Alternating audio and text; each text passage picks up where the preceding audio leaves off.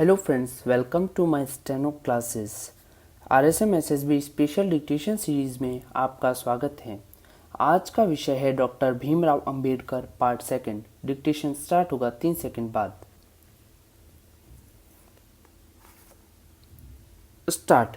कानून की पढ़ाई पूरी करने के बाद वर्ष 1923 में अंबेडकर स्वदेश लौटे तथा बंबई उच्च न्यायालय में वकालत करना प्रारंभ किया। यहाँ भी उन्हें अपनी जाति के प्रति समाज की गलत धारणा एवं भेदभाव के कारण अनेक कठिनाइयों का सामना करना पड़ा। उन्हें कोर्ट में कुर्सी नहीं दी जाती थी तथा कोई मुवक्किल उनके पास नहीं आता था।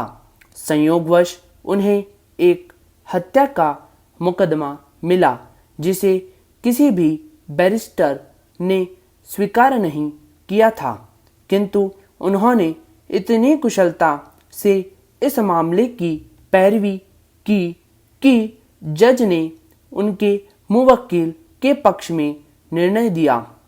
इस घटना से अंबेडकर को खूब ख्याति मिली। Paragraph change.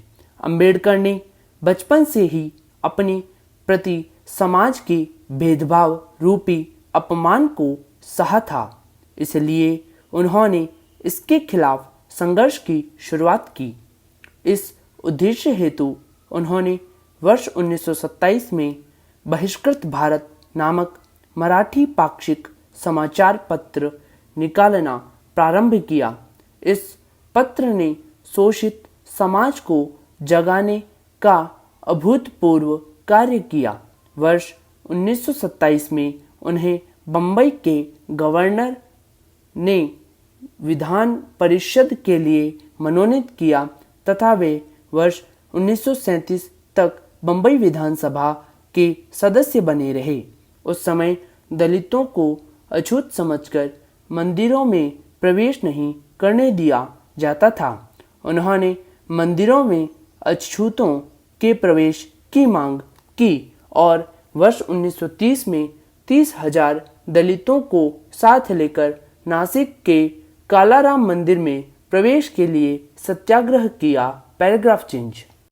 इस अवसर पर उच्च वर्णों के लोगों की लाठियों की मार से अनेक लोग घायल हो गए, किंतु उन्होंने सबको मंदिर में प्रवेश कराकर ही दम लिया। इस घटना के बाद लोग उन्हें बाबा साहब कहने लगे। उन्होंने वर्ष 1935 में इंडिपेंडेंट लेबर पार्टी की स्थापना की, जिसके द्वारा उन्होंने दलित एवं अछूत समझे जाने वाले लोगों की भलाई के लिए कट्टरपंथियों के विरुद्ध संघर्ष प्रारंभ किया। वर्ष 1935 में उन्हें गवर्नमेंट लॉ कॉलेज के प्रधानाचार्य का गरिमामयी पद प्रदान किया गया। वर्ष 1937 में बंबई के चुनावों में इनकी पार्टी को 15 में से 13 स्थानों पर जीत हासिल हुई। हालांकि अंबेडकर गांधी जी के दलितोद्धारक के तरीकों से सहमत नहीं थे, लेकिन अपनी विचारधारा के कारण उन्होंने कांग्रेस के जवाहरलाल नेहरू एवं सरदार वल्लभ भाई पटेल जैसे बड़े नेताओं को अपनी ओर आकर्षित किया। वर्ष 1941 में उन्हें वायसराय की रक्षा परामर्श समिति का सदस्य नियुक्त किया गया। वर्ष 1944 में वायसराय ने पुनः एग्जीक्यूटिव काउंसिल गठित की तथा डॉक्टर अंबेडकर को श्रम सदस्य के रूप में मनोनीत कर सम्मानित किया। Paragraph change. जब 15 अगस्त 1947 को भारत स्वतंत्र हुआ तो उन्हें स्वतंत्र भारत का प्रथम कानून मंत्री बनाया गया। इसके बाद उन्हें भारत की संविधान प्रारूप समिति का अध्यक्ष नियुक्त किया गया। भारत के संविधान को बनाने में अंबेडकर ने मुख्य भूमिका निभाई, इसलिए उन्हें भारत संविधान का निर्माता भी कहा जाता है। Paragraph change. अपने जीवन काल में अपने उद्देश्यों की पूर्ति हेतु उन्होंने कई पुस्तकों की रचना भी की, जिसमें से कुछ उल्लेखनीय पुस्तकें हैं। Untouchables who are they, status and minorities,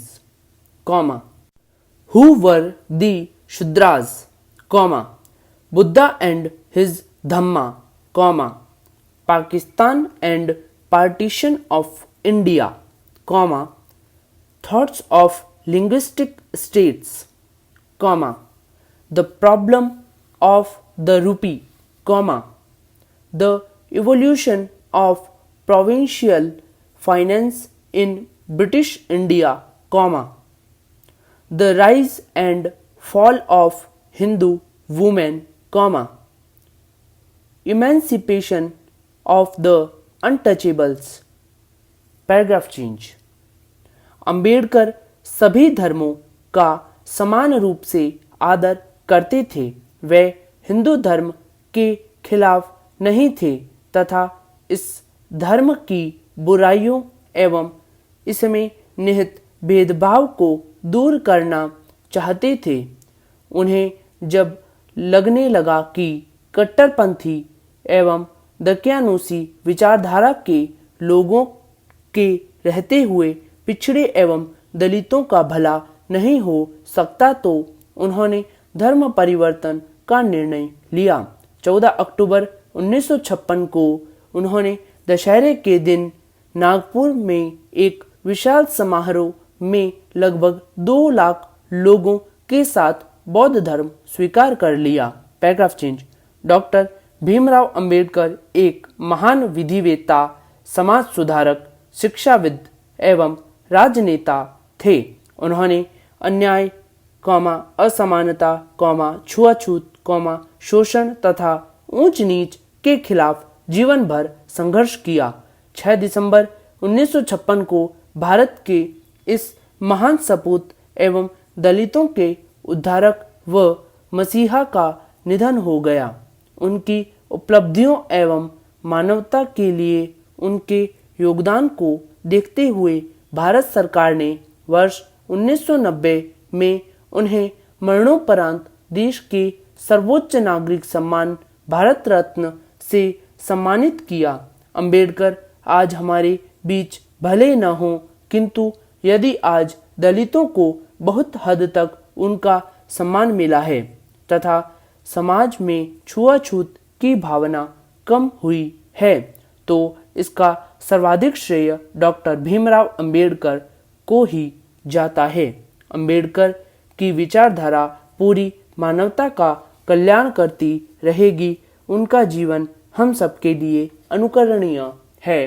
पूर्ण विराम। फ्रेंड्स, आज का डिक्टेशन कैसा लगा कमेंट करें और ऐसे ही डेली डिक्टेशन पाने के लिए हमारे चैनल को सब्सक्राइब करें, बेल आइकन प्रेस करें, वीडियो को लाइक करें, शेयर करें। धन्यवाद।